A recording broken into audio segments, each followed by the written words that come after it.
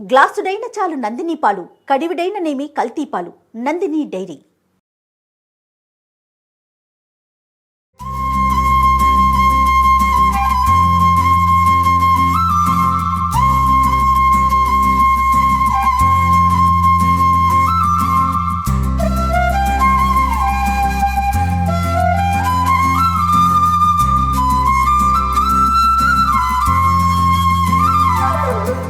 రమ్మగారు సంక్రాంతి అనగానే ఫస్ట్ పిండి వంటలు మనకి అరిసెలే గుర్తొస్తాయి కదండి.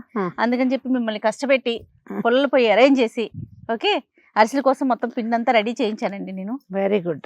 అరిసెలు నేతి అరిసెలు అయితే ఎంత బాగుంటాయి రమ్మగారు, చాలా బాగుంటాయి. కానీ మొత్తం నెయ్యి కాకుండా కొంచెం ఎక్కువ భాగం నెయ్యి కొంచెం నూనె వేస్తే ఇంకా చాలా బాగుంటాయి. నందిని మిల్క్ వాళ్ళది ప్యూర్ కౌ గీ రమ్మగారు, ఆవు నెయ్యి. ఆవు నెయ్యి రమ్మగారు మీకు చాలా ఇష్టం. నెయ్యికి మీకు విడదీయరాని బంధం అనమాట రమ్మగారికి నెయ్యికి. సో మీకోసం అని చెప్పి నేను నెయ్యి తీసుకొచ్చాను. నేతి అరిసెలు చేయబోతున్నాం మనము.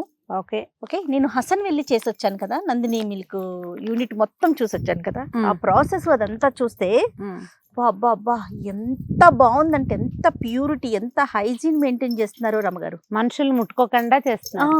అస్సలు ఎక్కడ హ్యాండ్ అనేది పడదండి. మరి వేసేనా నెయ్యి? వేసి జాగ్రత్తగా పట్టుకో. ఆవు నెయ్యి ఒక డిఫరెంట్ వాసన వస్తుంది కదా. అవునండి, వాసన బాగుంది, కలర్ కూడా ఈవెన్ ఎల్లోగా ఉంది కదా. అవునవును. ఆవు నెయ్యి అనేది ఒక భావన కదండి మనకి కదా. ఆ స్వచ్ఛత, ప్యూరిటీ అండ్ స్వచ్ఛత అనేసరికి మనసు అట్లా లాగుతూ ఉంటుంది. అవును. ఇక్కడ విరివిగా దొరుకుతుందా మనకి? ఇక్కడ కూడా మనకి అన్ని షాప్స్ లో దొరుకుతుంది, ఆన్లైన్ లో అవైలబుల్ గా ఉంది. ఓకే. నందిని పాలు, నందిని నెయ్యి, పెరుగు, స్వీట్స్, ఇట్లా దాదాపుగా 32 నుంచి 45 రకాలు ఉన్నాయండి. అక్కడైతే ఇక్కడ బహుశా అన్ని లేకపోయి ఉండొచ్చు, కానీ పాలు మాత్రం చాలా బాగా, పాలు పెరుగు ఇవన్నీ బాగా దొరుకుతున్నాయి. నెయ్యి కూడా, నెయ్యి చాలా బాగుంది, వాసన బాగుంది. అరక్షణంలో వచ్చేస్తుంది చూడదు. అవును రమ్ గారు, చూడు పుల్లలు పోయి కదా చాలా స్పీడ్ గా. అంటే పుల్లలు పోయి అవటం వల్ల కాదు, అది వేడెక్కిపోయింది కాబట్టి.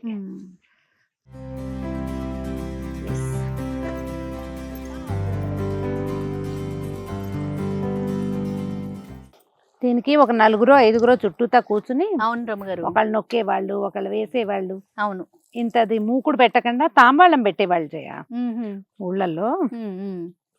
తాంబాళం పెడితే ఏంటంటే ఎక్కువ లోతక్కర్ల దీనికి.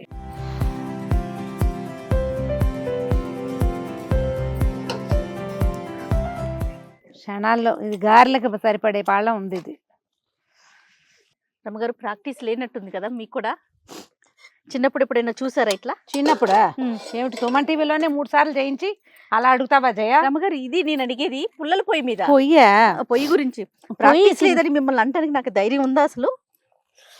నేను అనేది అరిసెల గురించి కాదండి, పొయ్యి గురించి. పొయ్యి వంట చేసేవాళ్ళు కానీ పిండి వంటలప్పుడు నాకు వంట చేసే వయసు వచ్చే నాటికి నన్ను అప్పటికి ఇవి మానేశారు మా వాళ్ళు. అదేలేండి. కొంచెం నేను ఎక్కడ చూసేదానంటే మా ఊళ్ళో పాలేళ్ళ ఇళ్ల దగ్గర సామూహికంగా చేసేవాళ్ళు అరిసెలు. ఓకే. మాకు ఒక చాకలు ఉండేది అంకమ్మ. నేను ఎప్పుడు చెప్తాను, నాకు నీళ్ళు పోసిన అంకమ్మ, మా పిల్లల్ని మాత్రం ఒకసారి ఫోటో చూపించండి. అంకమ్మ ఫోటో లేదు. అంకమ్మ చాలా బాగా చేసేది ఇవి అరిసెలు. ప్రతి ఇంట్లో ఇక్కడ ఎవరిదైనా పిల్లలకు నీళ్ళు పోసే పని ఉన్నా సరే పరిగా ఎత్తుకుంటూ వెళ్ళిపోయేది. అరిసెల పాకం ఉంది, వాళ్ళ ఇంట్లో ఉంది, వీళ్ళ ఇంట్లో ఉంది అని అంకమ్మే ఎక్కువగా అందరి ఇళ్లలో పాకం పట్టడానికి వెళ్ళేది. వాళ్ళు చేసేటప్పుడు నేను ఈ పొయ్యి దగ్గర ఆ తాంబూలం పెడతారనేది కూడా నేను వాళ్ళ దగ్గర చూసిందే. ఇప్పుడు మూకిడి కాకుండా తాంబూలం పెడతారండి, పెద్ద పళ్ళేలు పెడతారు. పళ్ళెం పెడితే ఇత్తడి పళ్ళేలు పెద్ద పెద్దవి పెడితే ఒక 3 ఏమో కూర్చునేవాళ్ళు. నీకు రోజువారీ పొయ్యి అలవాటు ఉన్న వాళ్ళు ఈ వేడి పట్టగలుగుతారు. అవును. ఇప్పుడు నేను చపాతీలు చేసినప్పుడు చేత్తో తీస్తానా, నువ్వు ప్రతిసారి అరిచి కేకలు పెడతావు, అమ్మో అమ్మో అంటానా. అది అలవాటు అయిన వాళ్ళు ఏం చేస్తారు, ఈజీ కదా. అవునవును. నాకు ఈ నీళ్ల పొయ్యి అలవాటు ఉంది బాగా. చలికాలం అంతా పొయ్యి వెలిగించుకోవటం మామూలుగా మా ఇంట్లో నీళ్ళ పొయ్యి. పొయ్యి దగ్గర కూర్చుని చలికాగే అలవాటు ఉంది నాకు. కానీ ఆ స్టవ్ల దగ్గర ఎప్పుడు చేసేది ఇది కొంచెం కొత్తగా అనిపిస్తుందా లేదా? తిట్టుకుంటున్నారా నన్ను? అంటే ఇది ఎవరైనా సహాయం చేస్తే ఎందుకు బాగుండవు, ఇలాంటి పనులు గొప్ప సరదాగా ఉంటాయి. అది మనమే చేయాలంటే కాస్త కష్టం, కానీ చేస్తూ ఉంటే అవును అవును వస్తూ ఉంటాయి అంతే. ఇప్పుడు ముగ్గురు ఉన్నారనుకో, ఇలాంటివి ఇద్దరు ముగ్గురు రెండు పక్కల నుంచి తీస్తే అవును అవును ఎక్కువ వేయగలుగుతాం. మనం ఇప్పుడు 1-2 వేస్తున్నాం కదా. అవును. చూడు ఇంత మంటకి 2 వేసేసేయచ్చు. 2 తీసే పంతనం మనకి ఉండాలిగా. అంతేగా. మీరు చేస్తారంటే అరిసెలు ఇంట్లో? సంక్రాంతికి మెయిన్ కొత్త బియ్యం ఉన్నప్పుడు చేసుకుంటే బాగుంటాయి కదా. అవునవునవును. సంక్రాంతికి చేస్తాము. నేను పాకం పట్టి ఉంచుకుని తర్వాత 10 రోజులు పోయాక కూడా చేసుకుంటాను. ఓ, ఈ సంవత్సరం పంచదార అరిసెలు చేద్దాం అనుకుంటున్నాను. బెల్లం అరిసెలు కొంచెం సాగుతాయిగా. అవునవును. పంచదార అరిసెలు పళక్కమని విరుగుతాయి. అవును. నాకు ఆ పళక్ ఇష్టం. ఎక్కువ చేయం, కొంచెం చేస్తాం 2 రోజులు తినడానికి. ఇంకంతా నిల ఉంటే ముక్కా చెక్క అయిపోతూ ఉంటాయి అవి. అవును. సో మనం నందిని నెయ్యి వేసి, నందిని ఆవు నెయ్యి వేసి, వాసన బాగుంది చూడు, చాలా అద్భుతంగా ఉంది రమ్మగారు. చక్కటి నేతి అరిసెలు చేసుకుంటున్నాము. మామూలుగా అయితే మనం అమ్మ వాళ్ళు కూడా ఇంటి దగ్గర ఏం చేసేవాళ్ళు అంటే ఒక చారెడు నెయ్యి పోసి పైన నూనె పోసేవాళ్ళు. పూర్తి నెయ్యి ఎందుకనో మాకు చాలా పాడి ఉండేది. బోల్డ్ అని గొడ్లు ఉన్నాయి మాకు. కనీసం 50 పాలగొడ్లే ఉండేవి. అబ్బా. కానీ నాయనమ్మ అనారోగ్యం అనేవారు పూర్తిగా. అందుకని మాకు నేతి గారెలు, నేతి అరిసెలు, పూర్తి నెయ్యి వస్తువు లేదు. అన్నాల్లో భోజనం చేసేటప్పుడు వేసుకోవటమే తప్ప కాగిన నెయ్యి అరుగుదలకి రాదని ఒక నమ్మకం. అదే పెద్దవాళ్ళకి అట్లా ఉంటుంది కదా. అవునవును. మా ఫ్రెండ్ నిర్మల్ అని ఉండేవారు కదా, లేరు. తన ఊరు నుంచి నేతి అరిసెలు చేయించి పట్టుకొచ్చేది. నెయ్యి చేయటం గొప్పగా ఉండేది అనుకుంటా. నేనేమనుకుంటానంటే నెయ్యి మనకి కొత్త కాదు, కాకపోతే అది హెల్దీయా కాదా, సూట్ అవ్వాలిగా. సూట్ అవ్వాలి. పెద్దవాళ్ళకి కొన్ని భావాలు ఉంటాయి. అవును. మేము వాటి గౌరవార్థం అసలు మా అమ్మ కాస్త నెయ్యి కూడా మా నాయనమ్మ కంటపడకుండా పోసేది. కొంత పేరు నెయ్యి డబ్బాలోంచి తీసి అందులో వేసేవారు. జబ్బు చేస్తుంది, పిల్లలు 1కి 4 తింటే అని అలా భావాలు ఉండేవి.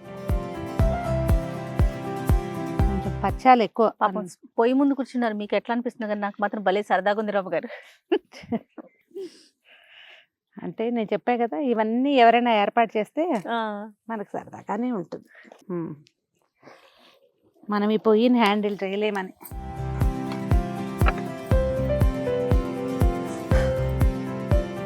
రమ్మగారు అరిసెలు ఇంకేం చేస్తామండి? అరిసెలు అయితే నాకు తెలుసు బాగా. తెలంగాణలో సకినాలు చేస్తారు. మనమేమో చక్రాలు, చెక్కలు, జంతికలు, చెక్కలు, చేగోడీలు. అవునండి. ఒక 2-3 కలిసి చక్కగా, మరి ఇలా పొయ్యి అంటే పెట్టుకోలేకపోతాం కానీ చిన్న స్టవ్లు వస్తాయి కదా రమ్మగారు, సింగిల్ స్టవ్లు, అవి అయితే కూర్చొని చేసుకోవచ్చు కదా. అవును, చక్కగా నేల మీద పెట్టుకోవటం, హాయిగా చేసుకోవచ్చు.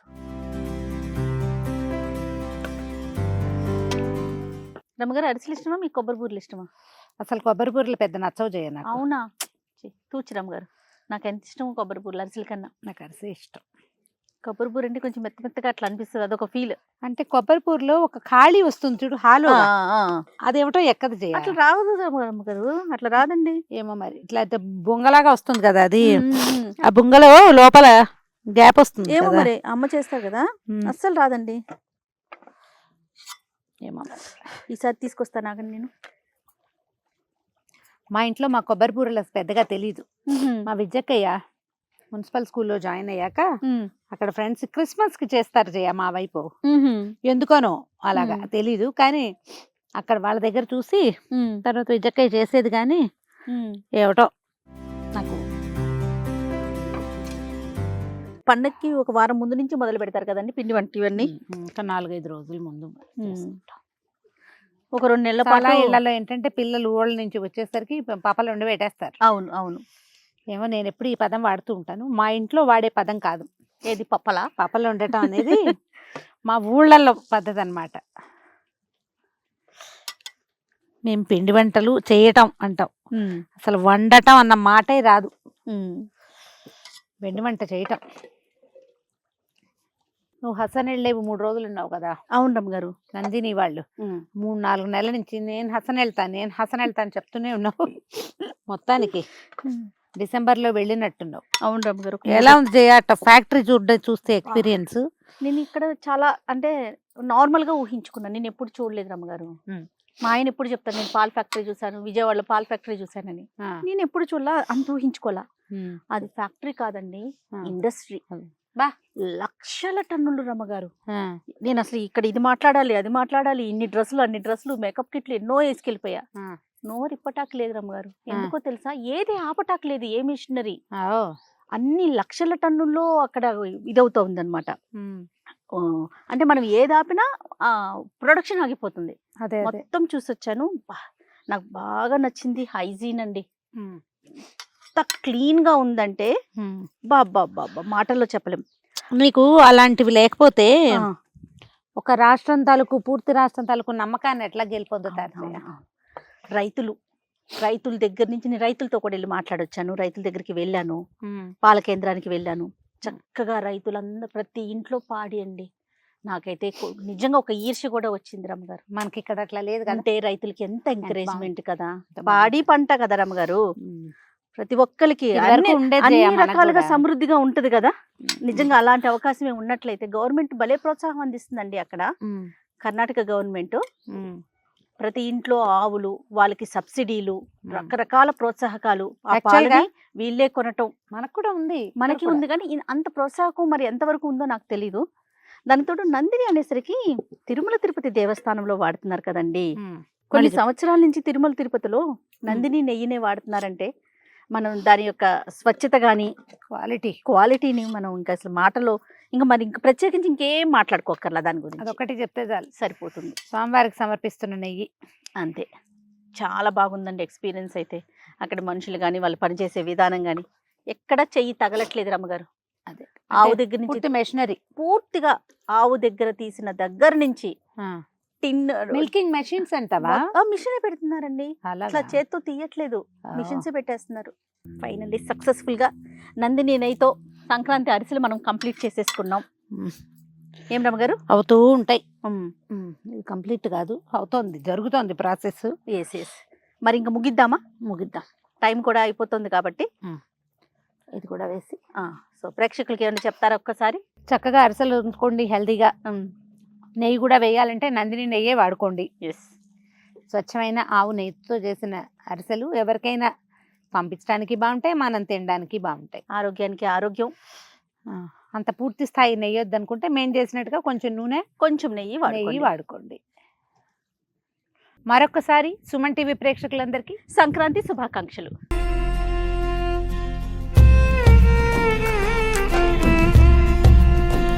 రమ్మగారు, సంక్రాంతి అనగానే ఫస్ట్ పిండి వంటలు మనకి అరిసెలే గుర్తొస్తాయి.